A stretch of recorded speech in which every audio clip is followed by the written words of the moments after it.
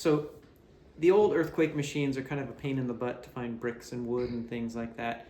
And it's hard to set up with classes and clamps. So I think I've come up with a modular way to make the earthquake machine set up and break down pretty quickly, as well as become a pretty awesome investigative tool for students here.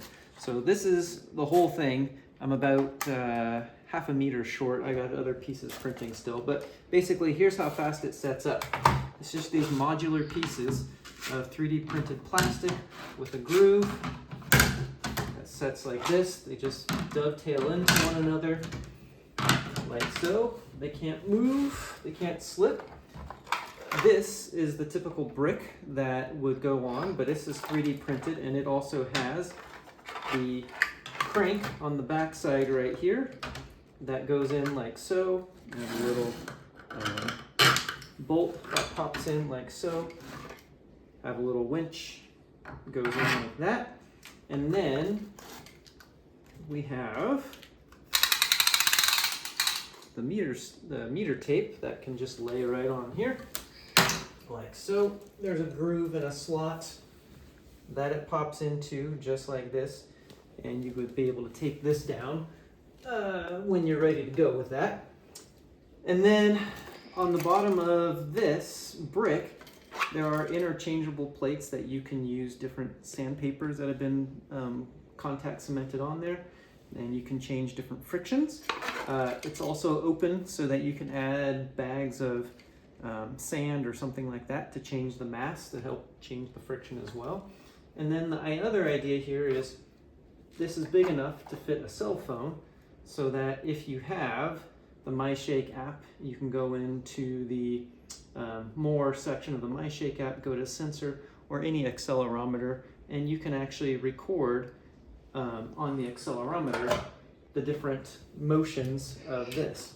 So all you got to do is kind of lift up on the winch here, and then this rubber band will slap onto here, which is a fishing line. There we go.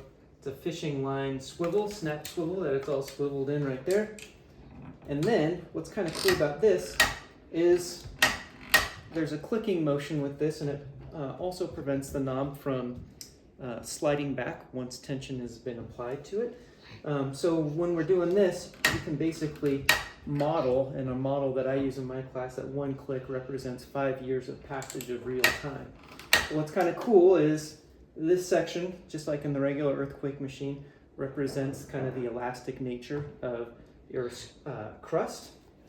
And then, you can change the frictional forces, you can change the elastic forces that are being on there, and just experiment with this and see how often do the earthquakes happen. I'll link a little bit later on some of the spreadsheets that I created so that students can measure basically the distance that it's moved each time, and the spreadsheet kind of calculates the distance. And then I'll show you how I help create those spreadsheets so that it would bin that data into frequencies of magnitude, which are in this model the amount that it moved, right? And also if there's a correlation between the size or magnitude of an earthquake and the time that passes for each earthquake. And so basically each time one moves, there's an earthquake, there's an earthquake, there's an earthquake. So we have pretty low frictional surface on there, so this one has a pretty consistent, easy go. But if we up the friction, the results may vary. And it would also vary with a skinnier rubber band as well.